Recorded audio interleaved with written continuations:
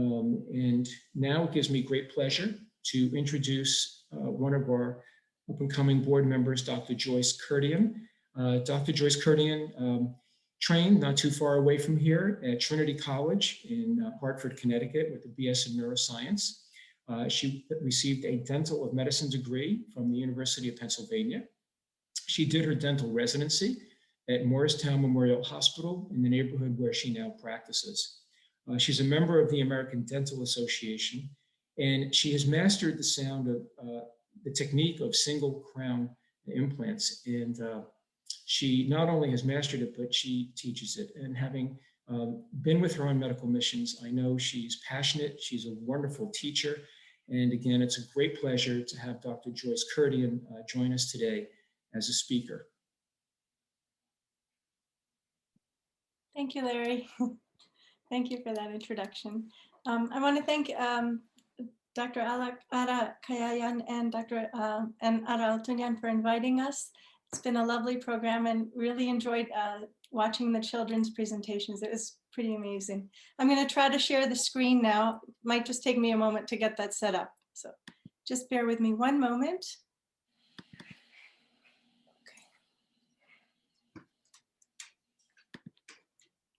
Okay, so I'm going to speak today a little bit about the AAHPO medical missions, and it's about improving healthcare in rural Armenia. Again, my name is Joyce Kurdian, and I've been involved in AAHPO for a number of years and very involved with the medical missions, very passionate about that. So, Dr. Nujarian spoke about our AAHPO mission. So our AAHPO mission is dual-fold. We serve as a healthcare resource here in America as well as in Armenia. These are photos of some of the doctors and dentists and professionals that have gone on some of the medical mission trips over the years.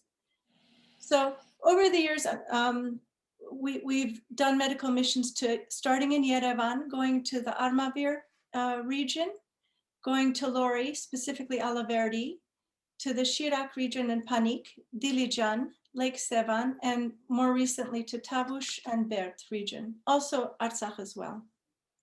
So we've gone to many of the rural areas. So AAHPO's medical mission was launched in July 2011 when a group of doctors, physicians, dentists went to rural Armenia while they were there for the medical conference. In 2014, they focused on recognizing and treating thyroid disease. Since 2015, and only interrupted because of the pandemic last year, we've been doing medical missions in Armenia, going to the rural areas.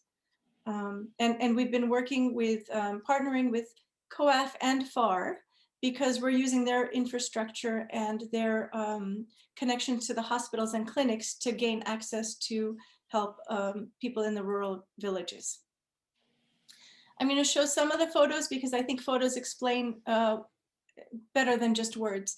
Some of the medical missions, there's a primary care and specialized care aspect to it. The photo on the upper left is Miasnikyan. It's one of the maternity hospitals there, it's run by COAF. We also went to a smaller hospital in Alaverdi, as well as a modern one in Artsakh. I'll speak a little bit more about those in the future. Most of the rural clinics in Armenia are staffed by nurses. They're staffed by a physician if they're a larger polyclinic, such as this one in Miasnikyan. The serious medical issues are then referred to a larger local hospital, such as Armavir Hospital, or if necessary, people are sent to Yerevan. Although from the rural areas, it's very expensive to find either transportation or the money to get to there and stay in Yerevan for treatment. The vaccination schedules are similar in Armenia as well as the rest of the world in Armenia, America, but a lot of childhood medical issues arise due to lack of access. This is in one of the clinics in Armavir. This is Dr. Garbi Spaidar. He's one of our board members on one of the trips.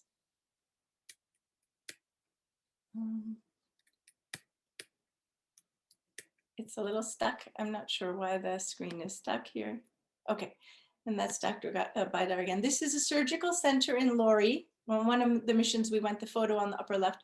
On the bottom right is one of our board members, Dr. Lucy Tovmasyan. She's an OBGYN. She did some surgeries there, not in that clinic. This is a photo of the eye care clinic in Miasnikyan. So as you can see in some of these rural areas, and this is in Armavir, it's only about it's close to Yerevan, but it's only about, with traffic, it takes maybe 30, 40 minutes to drive there. But you can see the lack of, there's no modern equipment. This is Dr. Najarian on one of the medical missions treating one of the young patients, one of the young kids. This was interesting. This is one of the little boys that he saw, but also it reminds me, some of the patients who come in, even for something simple, such as there was an older gentleman, a grandparent who came in, a grandfather, and Dr. Najarian met with him, and the family was concerned because he was losing his eyesight, and it ended up being, if I'm correct, Dr. Najarian, it was due to cataracts. And you know, they say they're saying it's God's will. The family, you know, gives up and says, whereas something which is almost like a preventive thing or something that we can handle quite easily here in the US, because there's insurance and access in medical hospitals there, they said, well, this is what it's meant to be. Whereas, you know, here he wouldn't have lost his sight. So again, while basic medical services are covered by the government in Armenia, dental and eye care in particular are not, and they're prohibitively expensive to Armenians in the rural villages. Cataracts, baby bottle caries, similar medical conditions which are addressed preventatively here become catastrophic issues in these villages. I'm speaking a lot about the rural villages because Yerevan itself has a lot of modern clinics. People in Yerevan have more money and access to a lot of treatment. But it's surprising the dichotomy of how different it is as soon as you step away from Yerevan. I have some photos of just some of the dental because that's my world, and it was easy to put these pictures up instead of, you know, we don't want to put the surgical photos up. But this poor child, all the teeth on above are ruined. They're baby teeth, but they're all cavities. Here's another 6-year-old, cavities on every single tooth. You know, we don't really see this in the US. In the inner cities you do. When I was training in Philadelphia, you saw it. But generally, you know, and it's just a shame, it's sad. And here's a photo of one of the clinics that we went to work in, volunteer in Armavir on the upper right. It's an old chair from maybe the 50s. But then we went to a private clinic in Panik and see how modern it is on the left. So there's a little bit of both. Some of the problems are the barriers are the cost and access, the perceptions toward healthcare that it's God's will, or, oh, it's just baby teeth, it really doesn't matter. And also misinformation. They were, even though there was a campaign to vaccinate for HPV, the majority of people were against it just because of cultural norms and cultural things. No fortification with the vitamins and no fluoridation. So part of the thing is to change some of these misconceptions that are there. So part of the medical mission is to break down barriers, transfer knowledge. We got to work with young medical students who were there, young dental students who were there, and train them one-on-one. And the younger generation is very open to learning, and they do want to work with the American dentists and doctors, and it's quite enjoyable to be paired up with them.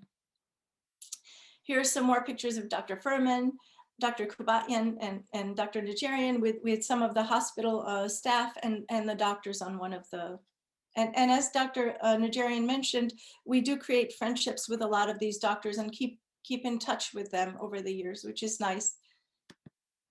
There are also lectures. While we were there, some of the physicians had lectures for the nurses and doctors in the programs. This is a photo of one of the hospital. There was a beautiful hospital in Artsakh, very modern. And they had, again, the newest equipment. They had an emergency room, but they didn't have an emergency physician. So when we went, we spoke with the head of the hospital, and this is in 2015, and they said, we have this beautiful emergency room. We don't have a procedure for attending or how to admit ER and how to proceed with that. So then the next year, and this was Dr. Laszlo Asfath. He's the one in the blue scrubs right in the middle wearing the jeans. He's amazing. He came on our medical mission, and he actually split from the rest of the group and stayed in Artsakh at this hospital in 2016 for about a month. And he really created a whole protocol for them so that they knew how to even use their ER and how to train the physicians to make use of that as a triage. So hundreds, I'm not going to go very much into detail with this, but hundreds of patients are seen within the few weeks that we go. Miasnikian, Lori, Alaverdi, Artsakh. The most recent one was the Davros region in Berd. This was from 2019, last year when we were in Davros at Berd. This is just right on the border of Artsakh and where all the, you know, the war and all the issues this past year. This is one of the young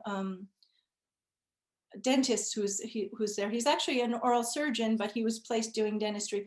Again, they've equipped the clinic there, but they have just the very minimum of what they need. So, and again, this is one of the dentists, and the gentleman in the middle is a dentist who works and lives in Davros, in Berd, and he created a thing so he would treat the young men in the military for any of the dental needs that they had, so that they would be prepared to go and fight and work. And that was.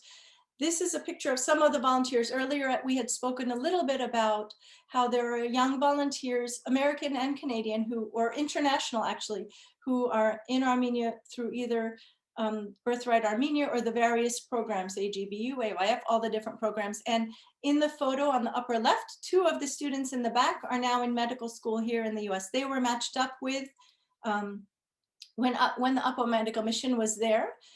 Since they had an interest in medicine and science, they were paired up and they came and joined us on our medical mission, and that was wonderful. It's nice to meet the younger students who are interested in medicine and to encourage them and to go into the field.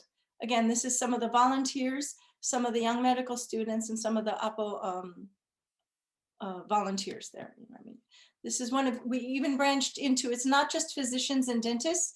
There's an occupational therapist, and she made quite a difference because they were not aware of that field before. So when she came along on one of the medical missions, it just opened up a whole new thing for them.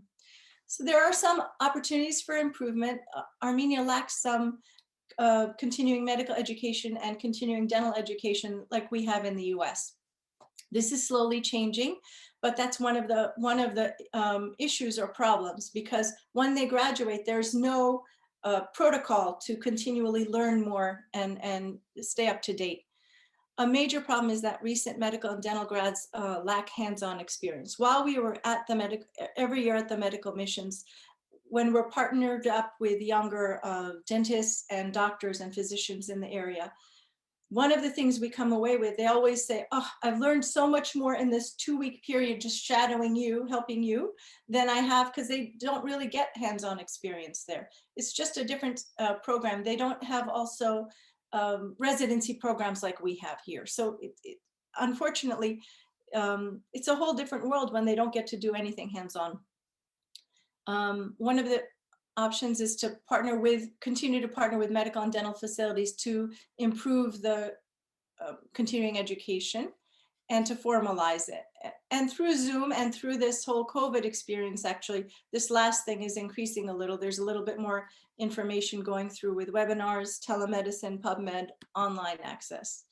So the medical mission also provides us an opportunity to reconnect with the culture, history, and to meet doctors and physicians there. Lastly, there's a lot of volunteer organizations going to Armenia. So why volunteer through AAHPO? AAHPO serves as a vehicle for any healthcare professional who wants to volunteer, because otherwise it's difficult to create the contacts and go on your own and then figure out what clinic to go to, where to work. Partnering through AAHPO, we have connections through to some of the hospitals and clinics, and working through larger groups like COAF and FAR, we can connect physicians to an area where they're needed. And it helps in the process of volunteering and how you can help. And that's it. AAHPO's goal is to create a sustainable ongoing medical mission program so we can help until we're no longer needed. And I promise you, if you know of anyone who's interested in coming, if you come join us, it'll change your life. It's very inspiring. The doctors are inspiring, the children and everyone, the patients that we meet. It's just an amazing experience. Thank you.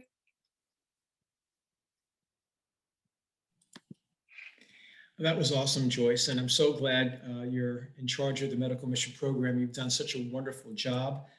We all very much appreciate it, and it's amazing what impact one person can have.